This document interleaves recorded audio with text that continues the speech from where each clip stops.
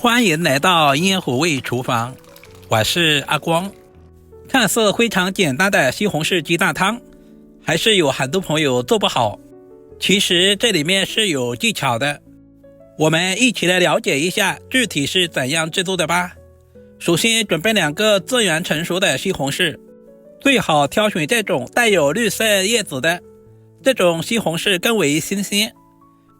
在西紅柿的表皮打上10次發刀，這一步的目的是方便去除西紅柿的表皮。西紅柿營養豐富，不管是涼拌着吃還是炒雞蛋、燉湯都深受大家的喜歡。放在大一點的碗中，加入多一點的開水，這裡一定要是開水哦。西紅柿皮不是不能吃，而是放在一起煮的話，久煮不爛，就像塑料一樣。大約浸泡10分鐘左右，西紅柿的外皮就自然的裂開來了。西紅柿去皮的方式有很多種，用開水燙更為快捷又方便，不到1分鐘的時間，西紅柿的外皮就全部撕下來了。接下來簡单的改下刀，把西紅柿切成薄片，中間的硬心最好去掉，然後再切成小条，最后全部切成小丁，尽可能的切小一些，這樣方便炒出湯汁。全部切好放在盤中備用。西紅柿雞蛋湯要好喝，我喜歡加一些白玉菇。準備白玉菇切成小長段，大約在1公分左右，全部切好放在清水中。白玉菇在潮濕的環境生長，表面難免有一些細菌或者是雜質，放在清水中抓洗一下，這樣可以有效的去除表面的一些雜質細菌。洗淨之後，我們用力控干水分，這樣方便入味。接着準備一個小碗，往碗中打入幾個雞蛋，雞蛋的數量也是根據家裡人口的多少來定。用筷子充分的攪拌均勻，使蛋黃和蛋白充分的融合。我們一定要把雞蛋挑起來攪拌，這樣才能夠攪拌得更均勻一些。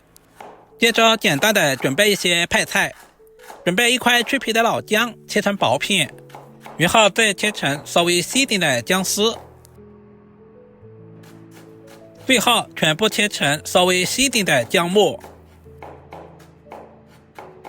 老薑不僅可以去腥，同時還可以增加食慾。全部切好放在小碗中。一小把清洗乾淨的香蔥，蔥白和蔥葉分開切。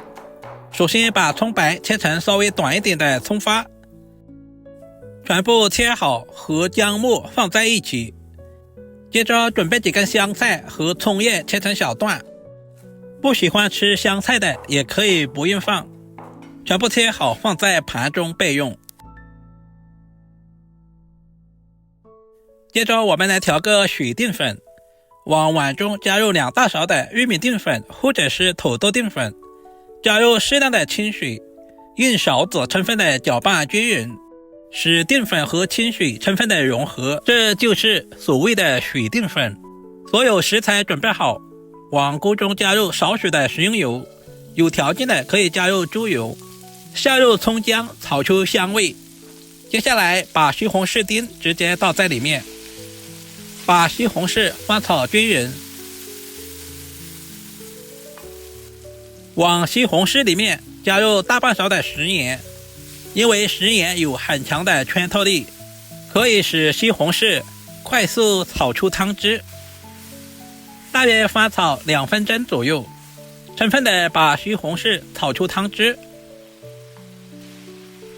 接下來把準備好的開水直接倒在鍋中，這裡我們一定要加開水哦，因為開水煮出來之後，湯汁會變得更加的濃稠。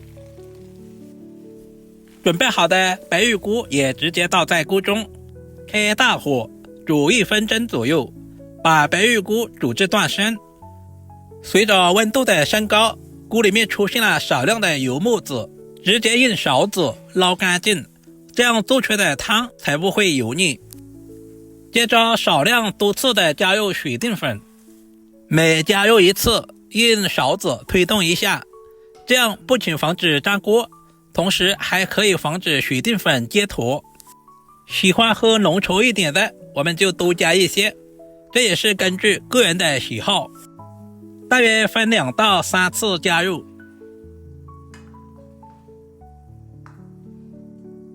接下來把準備好的雞蛋液像視頻中這樣呈線狀倒在鍋中。親愛的朋友們，視頻拍攝不易，阿光每天都會分享簡單的家常菜製作過程。如果你也喜歡，就點個讚支持鼓勵一下，非常感謝。最後加入少許的生抽調味，其他什麼調味料就不需要添加了，因為雞蛋比較容易熟。我們加入切好的香菜和蔥花，就可以出鍋啦。一道營養又好喝的西紅柿雞蛋湯就這樣做好啦。裡面加入了白玉菇，吃起來還有燉鍋的鮮香味。西紅柿富含豐富的番茄紅素，雞蛋富含優質的蛋白質，白玉菇含有多種氨基酸、礦物質和維生素，幾種食材搭配在一起，不僅增加了營養，同時豐富了口感。像這樣寒冷的冬天，我們要多吃一些西紅柿雞蛋湯，這樣暖身暖心又暖胃。主要是操作還十分的簡單，廚房小白都能夠輕鬆的掌握。好了，今天的視頻就簡單的分享到這裡啦，我們下個視頻再見吧。